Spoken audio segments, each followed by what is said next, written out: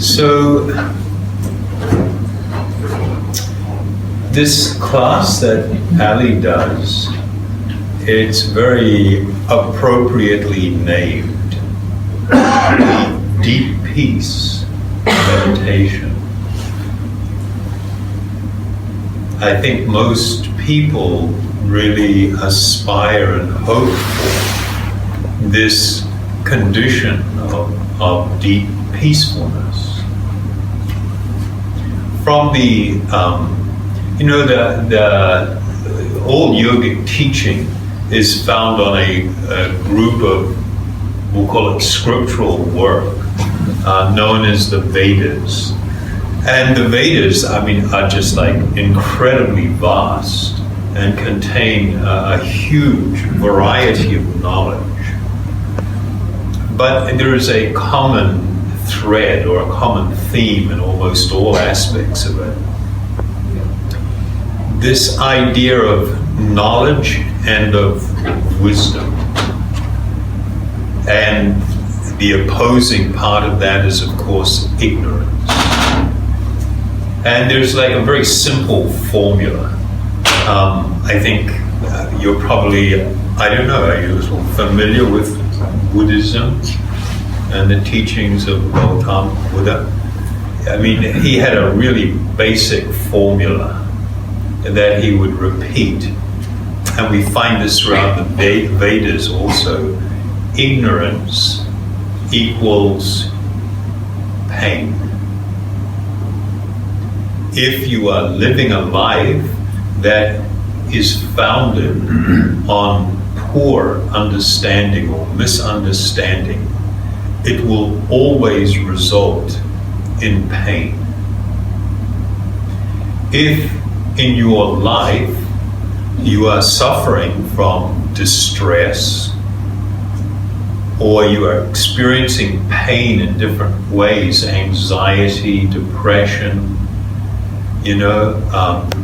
tremendous difficulty with relationships,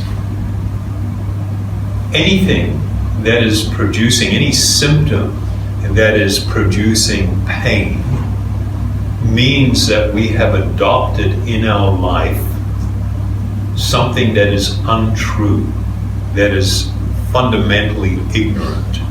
And because of that, we are experiencing pain and suffering in this world. What do you think of that? Anybody disagree? We may not know anything else, but this is a fundamental truth. And when we talk about very negative emotions, and primarily a big one is anger, we might experience, or people may manifest anger related to two different groups of activity or situations. One form of anger is just this mindless anger, where somebody is just horribly angry and pissed off at the world and their life and everything. And so they're just always flailing about and swinging at anything that comes near. And of course, we see this very often epitomized in domestic violence, where people argue over nothing. It's really not that big a deal. Things that might upset us or cause some difficulty, things that could be dealt with actually quite easily, turn into these big situations. And then you'll often see that one party, and it's usually the men in a relationship, but it can also be the women, who will just respond to some frustration or something with extreme verbal abuse or physical abuse, right? And it's just like all of a sudden out of nowhere. Or somebody is just, they've got this depressingly sad life. They feel they're experiencing that way. And so they take refuge quite often in alcohol or other kinds of mind-altering substances. And then they come home, and then the wife is understandably upset, or maybe the husband who is understandably upset. And the wife's coming home in this state, although that doesn't happen that often. And, if there's any complaint registered about another person's actions, what they're doing, the go-to place is anger. And there is just this eruption. And it has a monumentally bad effect on anybody in that environment. Children suffer so much because of it, even if it's not directed at them. But and it really begins to shape their life and how they deal and process things. Then the other, of course, is the people directly, the one who's having anger directed at them. They suffer tremendously because of it. And then we should also understand and appreciate that the person who is expressing the anger is also deeply suffering. They are not, exempt themselves from suffering because of their own anger. In one of the most famous yoga texts, the Bhagavad Gita, it describes that this expression of anger is a pathway to hell. And we're not talking about necessarily some distant retribution that will come. One's immediate existence actually becomes very hellish, becomes completely actually hellish. There is another problem associated with this expressions of anger. It always leads to a loss of intelligence. And when we are angry, we begin to say things. If somebody's directing anger at us, and then our response to that is also anger. And then we push back. But what do? We always dredge up the most hurtful things that we can think of. The things that someone has done in the past, or things that have happened in the past. And we kind of, it's like a snowball, except it's not as benign as a snowball. You want to pack it in there and launch it at the other person to inflict as much pain as possible in response. And it is just so unfortunate and so incredibly unnecessary. The foundation of all anger in this category is going to be based on this huge ignorance that is founded on this idea that I am this body that I'm wearing around. And another person is that body which they are temporarily inhabiting. And so we relate to each other on the basis of this false identification. We lose when we're feeling any intense emotions, whether they're considered positive or whether they're considered negative. We completely lose sight of the most foundational truth that should form the basis of our life. This understanding that I am actually a spiritual being that this body I have on is very temporary. This life in this body is going to pass.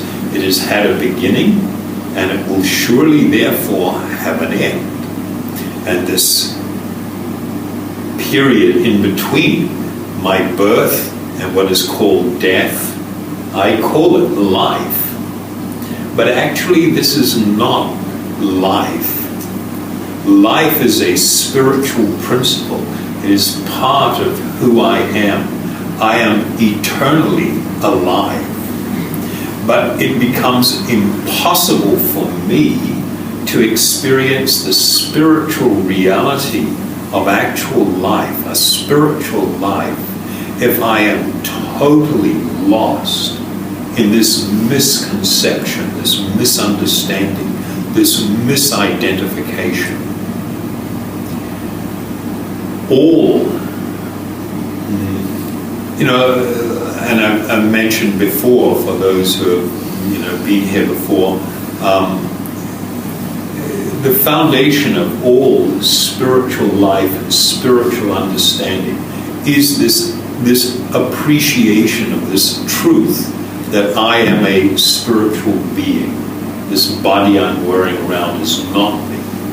Even though I spend all of my waking hours and even my sleeping time lost in this illusion.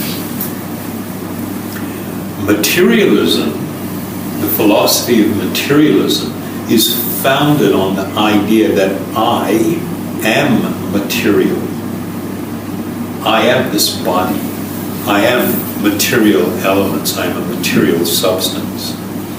So if a person wants to come to a platform of genuine peace, deep peacefulness, and experience true happiness in this life, it is impossible to do unless you come to this platform of deep understanding and appreciation and begin to live a life founded on this principle. So all emotion, and particularly the very negative ones, anger, lust, greed for things, because of these things, people become prepared to do horrific acts. So much of the violent and terrible criminal things that occur, much of the suffering that is caused in the world, is because people are motivated primarily by these three things. And these three things are founded on this ignorance of my true identity, and therefore my ignorance of others' identities. There is kind of one little area where anger is understandable, excusable, and acceptable. If I witness any form of violence or the causing of pain or anything to an innocent party, or even a not so innocent party, I have some right and I have some duty to become angry at those who are causing suffering to others. And that is based on another type of principle and understanding. It's not just about me. It is my ability to be able to see that which is right and that which is wrong, and to seek to act on it. So let's just put that one aside, though, and look at how anger is generally or normally manifest, and what is how we are going to deal with that. In one of the ancient texts known as the Bhagavad Puran, there is this, and another one also, Mahabharata, there is this wonderful account of a very heroic general He was not only a warrior and a great prince, but he was a deep spiritualist. He was an extraordinary yogi also. His name was Bhishma Deva. Bhishma Deva, he fought in a war, and then during that war he was shot full of arrows, and he fell from his chariot, and his body had so many arrows going through it that when he fell to the ground, his body was suspended off the ground. It's almost, you couldn't imagine how horrific that is. But he chose, because he had this great spiritual power, he chose at that time not to immediately die. He remained within his body for some days. And at the end of the battle, the victors, this princely family, gathered around him in great mourning because he was their grandfather. And he spoke this profound wisdom, even in this state. He lectured his grandson, who was meant to now assume the throne, and who was refusing to do it because the cost was too great. Too many people had died. And he spoke to him about what is his actual duty, that he must now become a leader, an exemplary leader, and offer true protection for his people and create an environment where they can actually spiritually develop. And he gave this really long talk, and there was a vast assembly of people standing around watching and listening and deeply moved by what was going on. Many people were shedding tears. And one of the things he spoke about was the preliminary qualities that a person needs in order to be considered civilized. And the very first of those qualities was to never become angry. And it's just where does that leave us? Where does it leave the society in which we live if he says that these were preliminary qualities to being considered civilized? We have become so conditioned to just react and to express anger and to do these things without thinking. It's just as if it's part of us, but it's actually not part of us. It's part of this covering, what is covering us. So he advised a prescription for anger. And you know what his prescription was to overcome anger? Is to learn to forgive. If a person actually learns to forgive and consistently practices forgiveness, then it is possible for somebody to live a truly dignified and spiritual life. It is not that all of a sudden that if you adopt this way of living, that there will be no turmoil around you. No, there may be vast amounts of turmoil. But what we're talking about is how you deal with things and how you take things on, how you process things. This is what really determines the kind of life that you will have. You see, this is one of the problems with this ignorance associated with thinking the body is me, and therefore all the things that will happen to my body and happen to my mind become the whole purpose of living. I try to grab things and pull them in close so that I can have all these experiences and things. thinking that that will actually make me happy, and the truth is it does not. But when a person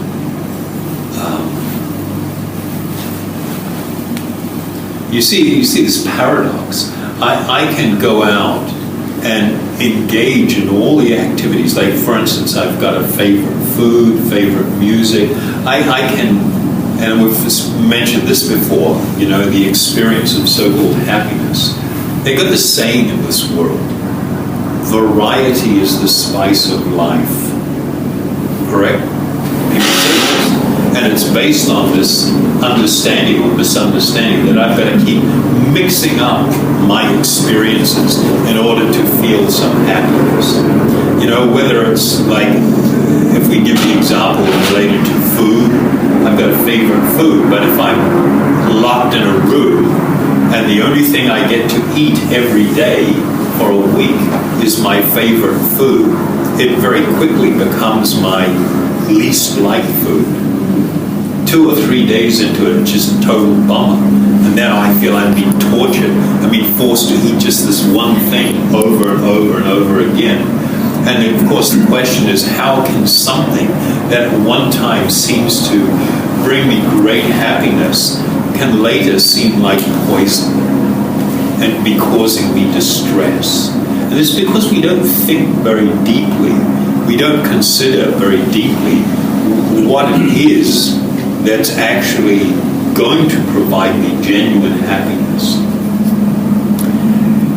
If my life is based on this ignorance or this misunderstandings, then I will be consistently making choices that I hope will bring me happiness, and to try and push away unhappiness. And I become deeply affected by everything around me. Anything that's going on, it immediately enters, and it causes all this disruption in my mind. I will have physical reactions. My heart might beat faster, and my blood pressure may go up. I will actually have, my stomach feels really bad. I might get a lot of acidity. It's amazing the interconnectedness of the mind and the body, and how things that you let into your mind and you bathe in, you embrace, you get all involved in, how much they affect you physically as well. For a person that has a true spiritual foundation and they understand their spiritual identity, then they are always aware that things that are going on in my environment all around me, yes, I may perceive them, I may hear them, but I learn how to become untouched by them. I see them for what they are. So this instruction of Grandfather Bhishma about how forgiveness is the panacea for anger. Forgiveness is also something that will make it so that we can come to a truly spiritual experience in life. If we do not learn how to forgive, we will always become imprisoned by our anger, by things that we think that were done to us, offenses, transgressions committed against me. And when I say me, I'm not talking about the spiritual being me. I'm talking about my body and mind. And I will become imprisoned by that. My thinking, the way I live, my decisions will become very much shaped by my own anger at what I feel to be all the injustices done to me. It is only when we learn to forgive that one becomes truly free, where you can become free and not imprisoned even by the most terrible things that may have happened to you. I'll give you one.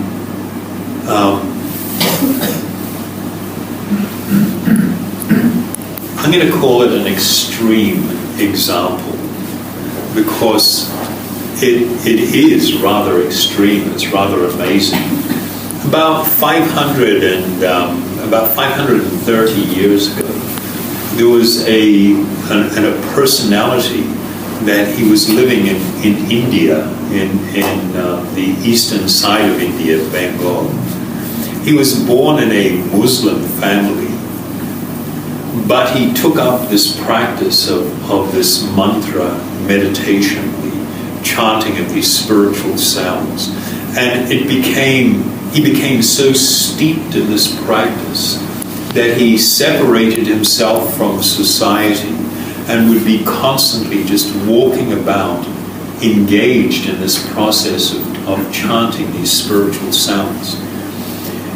The local Hindu community in an area where he showed up became really upset. Well, not all of them. A few of the elite members, the Brahmins, the Shmata Brahmins, they got really upset because the people in general were showing him so much respect. They regarded him as a truly saintly person. So they conspired how to get rid of this guy. And they went to the local Muslim authorities, who were the rulers of India at that time, and they lodged a complaint. And they said, you guys should understand that this guy is a disgrace to all Muslims because he's engaged in Hindu practices. Well, the reality is they're not Hindu practices. These are eternal spiritual practices. And so he was hauled in, arrested and hauled in, and he was given an ultimatum to give up this practice or to be put to death. And his response was, well, I'm very sorry for causing you inconvenience and suffering, but this practice I cannot give up. You can do with my body as you wish. And so he was ordered to be beaten to death. Not just like, have your head chopped off or something. He was going to be beaten to death. They were going to take him to 21 marketplaces in major urban areas in the kingdom. And in each one of those places he was going to be chained up, and two men were given the task of using these big, thick rattan poles and beating him until he died.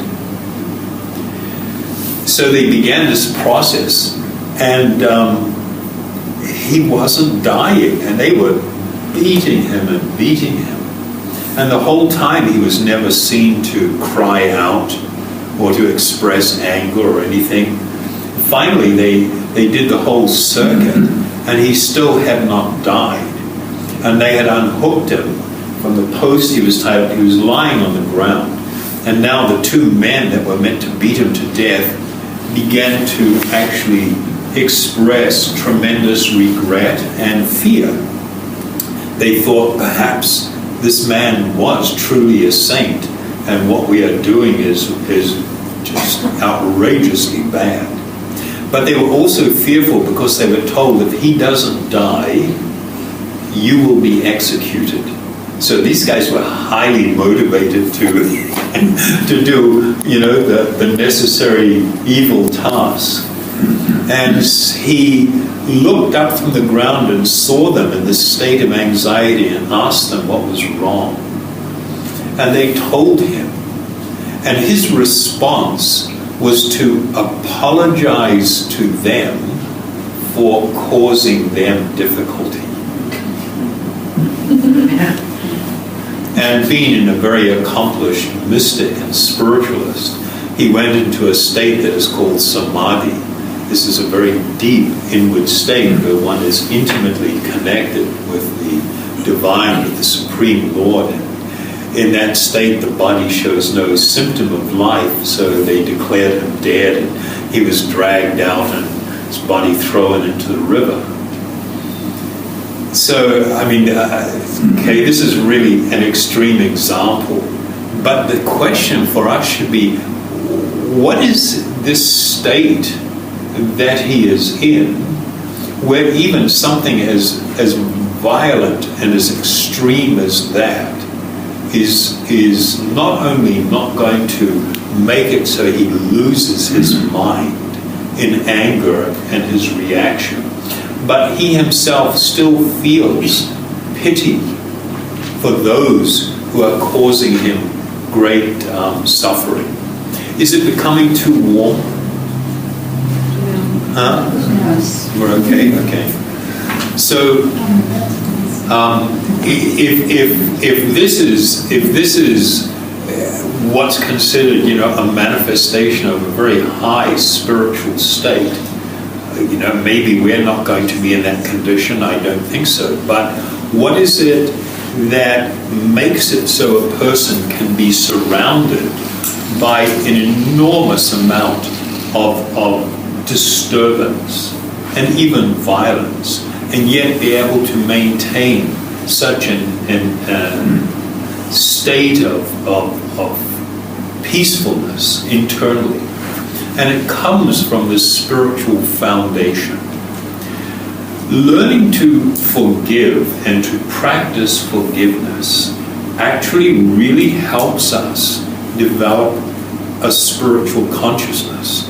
But it's like we don't want to. It's like we want to hang on to our anger against others no matter what. Like it is some sacred treasure that we're going to fondle and massage and caress and I'm never going to forgive you, And it's like, oh my God, you're not doing yourself any favor by not learning forgiveness. Within Christianity, there is the famous, what they call the Lord's Prayer, right? And they have a part, forgive us our, I don't know what they use these days, trespasses, as we forgive them who trespass against us. This principle is deeply profound. In our own life, we cause chaos for others. We cause suffering for others. And we ourselves want to be free from blame. We would like to be forgiven for things that we do wrong. But if we are to be forgiven, it is also necessary for us to be very willing to forgive.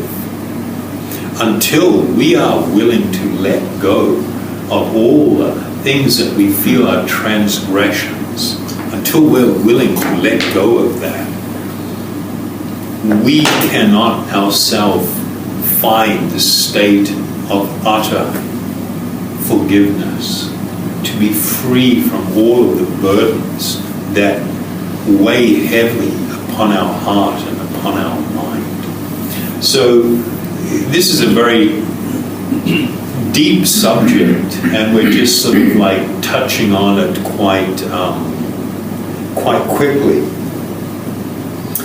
But I'll just read a couple of quotes from some texts or shlokas. One in the Bhagavad Gita, where there is a description of qualities that are considered transcendental and belonging to godly people, meaning those who live a life that is deeply spiritual, a divine life. It is possible, while living in this world, living within this body that we have, passing through this time, to come to a completely spiritual platform. And there's a whole list of such qualities. And one of them is freedom from anger. To become transcendently situated, a person must come to this platform of being free from anger. How can we become free from anger? How is it that we can actually forgive? We must understand something. You know, if I'm walking past somebody's house and there's a dog in the yard and the dog starts barking at me, do I get angry? Generally not. Just like a dumb dog, right? And it's behaving instinctively. It has certain instinctive things. It doesn't have discrimination. It can't go, oh, I shouldn't bark at the people, it's going to upset them. It just doesn't do that. It sees any noise or thing, someone passing, as a potential threat, and therefore it reacts. Correct? You know, in our life, if we could see this in other people as well, it would be very important and very helpful. We don't understand that when somebody is in a state where they're committing violence or they're transgressing in some way or they're doing something, that person has totally lost it. This amazing spiritual entity that is living within that body is so incredibly covered by ignorance.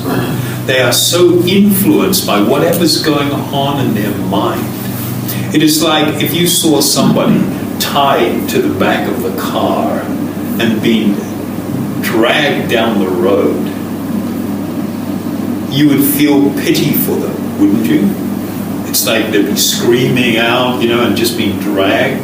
You'd feel great pity. This is what is happening to a spiritual person who is overwhelmed by emotions and things. It is like they are being dragged around. And now, because they are so unable to have any control over their mind and what's going on, they're just going to act impulsively on things. They are going to hurt others. And because of everything that they are doing, they will suffer tremendously. The laws of karma, or laws of action, are that whenever you engage in any activity, you will experience the full result of that in your life, either within this lifetime or in the future. Any pain, any suffering that you inflict on others, you must also experience the exact same thing. And if we could stand back and not be lost because this person is standing in front of us and doing this whole trip, if we could stand back a little bit and see that this person is utterly victimized by their mind, by their emotions, and by so much ignorance. And it is so unfortunate that because of this they will suffer for so long. For so long. If we had that vision, if we could see things that way, then we would not feel anger towards this person. It's like a dog barking. Can the dog control itself? Can the dog help itself? Of course, a human being can, but because a person is so steeped in ignorance, they are instinctively reacting just based on emotions and just being swept away by all of these things. And for this, they will suffer immeasurably. When we understand this, it actually becomes possible to feel empathy for even an aggressor who has come into my life and caused great pain and suffering. I can actually begin to feel empathy with them. It doesn't mean that what they're doing is okay. It's not okay. It's not okay. I mean, and I think one of the most horrific things that you see, there's so many horrific things that we can't possibly go there and talking about, but one of the really things that really makes me feel upset is when young people, children, it's one thing when it's just subjected to violence and abuse, but sexual abuse becomes something that deeply affects a person for the rest of their life. And you would think, well, my gods, how could you ever forgive somebody that was so demonic, that was so evil to engage in something like this? Well, it is not my place or my business to forgive someone for something they did to someone else. No. And that person who engages in such criminal and horrific activity must pay a price. But the victim must learn forgiveness. And if they do not, they will become imprisoned by what has happened. And it will deeply affect their life. But a person, even in that situation, can learn to actually forgive someone, understanding that they behaved in the most horrific way because they are so steeped in animal-like ignorance. It's like, and because of this they will suffer unimaginably. So, in another verse,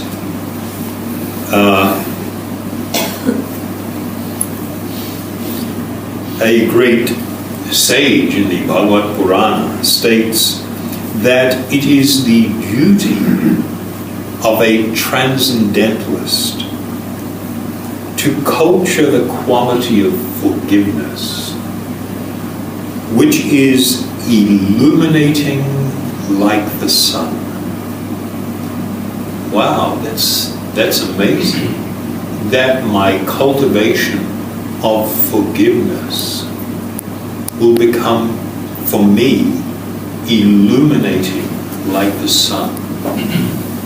The Supreme Person, Hari, is pleased with those who are forgiving. And yet in another verse it says, a saintly person is merciful and never injures others. Even if others are aggressive, he is tolerant and forgiving towards all living entities. His strength and meaning in life come from the truth itself, and he is free from envy and jealousy. Thus he dedicates his time to work for the welfare of all others. So the basic principle, if you want to come to a platform of actual peacefulness, people come here to participate in this deep peace meditation. If you want to come to the position of experience actual peacefulness, deep peacefulness, in two things, you must aspire to not become angry, and you must also learn to forgive. Okay? Too serious or what? Huh? No, it is in your interest. It's a wrong idea to think that it is in my interest to hold on to anger for somebody that has transgressed against me and to never forgive. I think I am causing more. No, you're not causing more suffering for the other person. The suffering that they will experience is already there. It is going to happen to them no matter what. In refusing to forgive, all you are doing is hurting yourself. That you must learn. This is a huge thing in life. To actually not just say it. Saying it is important, but to feel it within your heart and mind that you actually forgive someone. You had a question? I've had a couple of experiences in my life where I've had great injustices done to me, as I've done to others, I guess.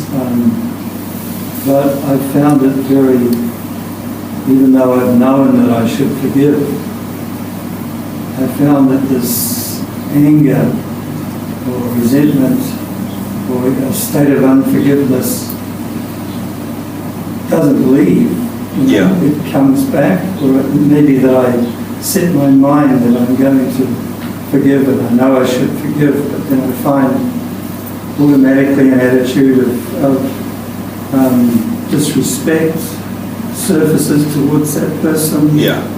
And how does one, deal with this? Because what do you do? It seems like it's almost impossible to get to the state of forgiveness. Depending upon our condition, our spiritual condition, the act of forgiveness might become a lifelong undertaking, particularly when somebody has done something very grave. It might become it might become a lifelong endeavor. That does not mean that just because you cannot do it now that you should give up on that.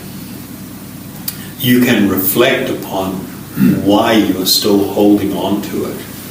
Or you can continuously and periodically think that I do need to forgive this person, that their actions were what they thought was either self-interest or because they thought they would derive some benefit.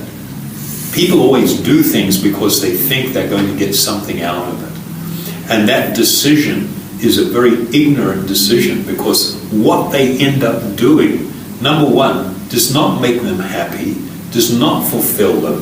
It actually leads to even more suffering. So what it really takes is that the more I am able to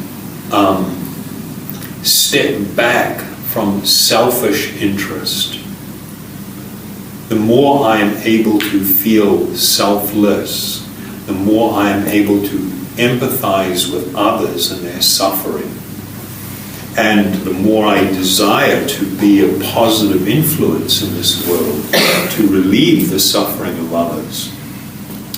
This is all part of a process that will make it so it will come to the point where I can truly forgive.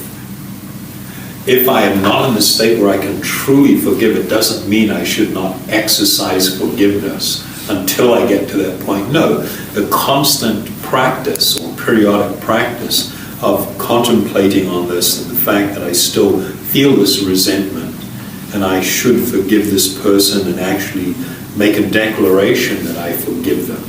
This is all part of that spiritual growth. And of course, the big change factor is going to be the coming from engaging in this form of meditation, this mantra meditation. When we become immersed in these spiritual sounds, then they wash away the layers of ignorance that cover our heart and our mind, and make it so that now my expression of forgiveness increasingly becomes more and more profound, until it becomes an experience where I can really let it go. So we should understand that spiritual development is a step-by-step process. It doesn't just happen for most. It can, but generally for most people it doesn't happen just one time. It's all over. It's going to be progressive and step-by-step. One more. Yeah, sure. If everybody else is okay with this. No, I think everybody is. The other factor I think that is quite often when one feels a deep resentment or anger towards another, it's often most exacerbated by the fact that it's somebody that's close to you that's committed the offence. What do we do with trust in that situation? Well, this trust thing where we feel betrayed, it's kind of like that has actually also grown out of ignorance. Why should you trust someone just because they say, trust me?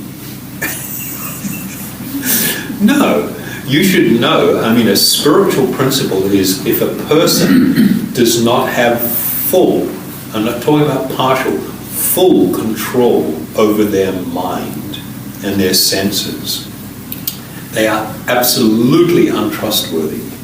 Not because they have bad intention, but when things overwhelm them, they will feel compelled to act in certain ways on what they think is self-interest. It's not really self-interest. So if a person does not have full control of their own mind and their senses, they're untrustworthy. Not because they're bad or evil, but because they can be pulled different ways by different kinds of things. And for me to put my full trust in someone that is not completely in control of their mind and senses and desires means this is misplaced. Do we go around distrusting everyone? No, we don't distrust. We just see things for what they are and don't place a great deal of trust in anyone unless they're on an elevated spiritual platform. You had a question? Do you think that people are sent to us to teach us things? So we take on what they've taught us, even though it's something bad they've done to us, so we can forgive them because that was a lesson. Does that make sense? This whole experience of life is actually meant to be a learning experience. So it's not really that specifically somebody is sent to you to teach you a specific lesson, but for the person that's being taught the lesson, it's good if they feel that way. You understand? I mean, this is a good way to look at things. If something unfortunate has happened to me, from a spiritual level, I accept that I should feel responsible for my own happiness or unhappiness. I should not be holding others accountable. We tend to do that. We want to make somebody responsible for my happiness. And when they don't behave the way I want them to, I get upset and angry at them. Well, why did you have that expectation in the first place? If your own happiness is coming from a deeper spiritual wellspring from within, then it's not like you looking outside at different people and objects and experiences and expecting that to make you happy, because it won't. It won't. So for us to have that consciousness that, yes, when something unfortunate, there's a lesson to be learned here. And I might consider that it's not wrong to consider, okay, this person has been sent to me in my life to teach me this lesson. It's okay to embrace it, but realistically, it's not exactly like that. Does that make sense? It does, yeah. Okay. Yes. We tell ourselves that we forgive, and we convince ourselves that we forgive someone for doing something to us, and life goes on quite well. And then something triggers something, Yeah. and the memory comes back. So we forgive, but we don't forget. How do we forget? Well, can I say that anything that is imprinted upon the mind will always be there. And this is one of the real bummers about living in the material world. When you have this gross physical body and then the subtle body, which is constituted by the mind, intelligence, and false ego, anything and everything that you do and experience becomes stored there and may at any time come to the surface again. And as we get older, we think, oh my God, why did I do that? Why? You know, it's just because we were ignorant. It's not that we are young. You're not young, you're eternal. You've now taken on a new body and you're so identified with it, you think you're young, then you do all this crazy stuff. You know what I mean? But things are always going to be there. So what happens is that the more of a spiritually oriented life you live, then gradually your mind becomes more filled with that which is spiritual. And what that does is push everything else to the side. And it's not that that is totally forgotten. It can come back at any time, just pop up in your mind. But generally, as the mind becomes more spiritualized and filled with spiritual understanding, spiritually oriented thought and activity, Everything else is pushed so far away that it just doesn't come back. It's not that it can't, but it doesn't. Okay? Yes, thank you. Something I've done quite a lot of different spiritual work over time, and what I hear from you is that a lot is about our thinking, and then we also have this physical body. Yes.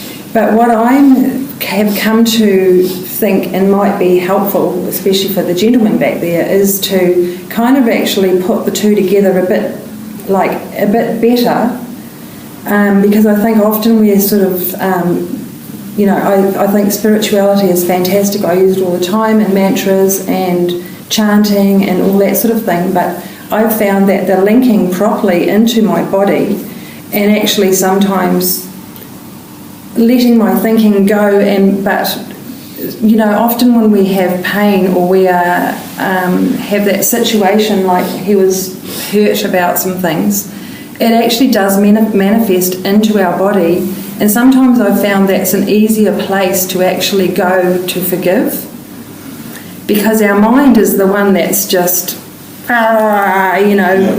did this, she did that, but often, and that's why we get sick, is because our mind and our body is so connected. Yeah, so it manifests as sickness. It is. So it's just something that I think sometimes we've got the whole thing, and we kind of need to bring the whole together. And then I do agree with you, and maybe time is so short, it's a little difficult, but I'll liken it to this. If I take an iron rod, right, a piece of iron, which is cold, it is rigid and hard, and I place it into fire, and the fire becomes very hot. I've got a fan going. What will happen is that iron begins to take on the properties of fire. It becomes red hot and then white hot. When I lift it out of the fire, it's actually manifesting both heat and it's manifesting light. If I touch it to anything that's flammable, it'll burst into flames. So while it is still iron, it has become like fire. In a very similar way, I agree that we are talking about an integrated process, but that integrated process must start with a real spiritual understanding, and then that must be developed. And what happens is, even though our body and our mind are material objects, they can take on a more spiritual nature when we understand things more clearly. So it's not so much about trying to separate my spiritual content, who I am, and the material thing is pushed away and neglected. Yeah. It's about a process of actually spiritualizing my life, spiritualizing even my body and my mind. So, what you're stating is very valid. Yeah, that's and kind of important. It is exactly what I mean. Yeah, I know. And I know it's what you mean. I'm giving a different. I kind of know. Yeah. I know that's what you mean, but I was sort of. Well, can I just say this? Even if I can go to my body and to be able to let go of things and find peacefulness and everything, if I have not come to a spiritual platform, what happens at death? What happens at death is I simply pass to another body. I never experience true spiritual liberation. And having another body, I'm just going to go through everything I went through the last time around. Sometimes with more understanding, but sometimes with even less understanding. It can go downwards as well. Yeah.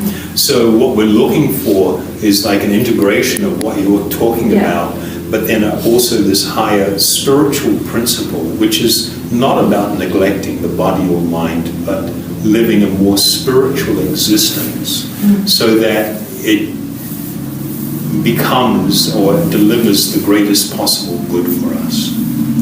Okay?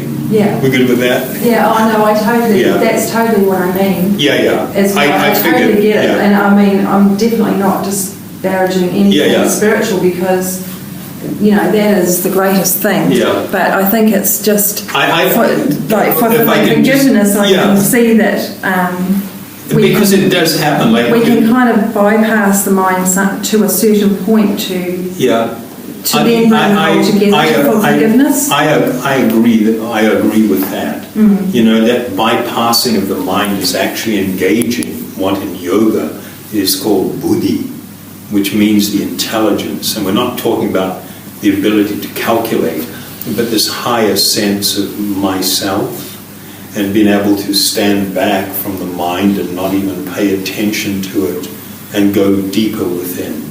So there is none of it really goes away. It's just sort of a different way sometimes dealing with felt. That's a lot of people seem to be quite disconnected from their body. Yeah. Because that is actually how we are brought up. But that connection back is actually such a, with our spirituality, chanting and all that sort of thing, is important. Is like, to me, it's been the where I found the healing, and I often wonder if people like the gentleman there would find that. Helpful. It is in you somewhere. Unfortunately, we have this tendency to really live in our head. When we're looking outside, we're looking at bodies, and thinking it's like the package, whatever's inside the package is going to be the same as the wrapping. But no. Sometimes we deliver these beautiful boxes all gift wrapped, and then we open them up and it's like and then people say these classic things: if I knew you were like that, I would never have married you. And it's like, well, get a grip. It's your job to learn. Why were you so dazzled by the package? We tend to look at things in a very physical way, but our own experience of our life is whatever's going on in our head. We tend to live in that space, and I agree with you. Getting out of that space is very helpful. Okay, so we'll chant a little bit, and what's called the Maha Mantra is one of my favorites.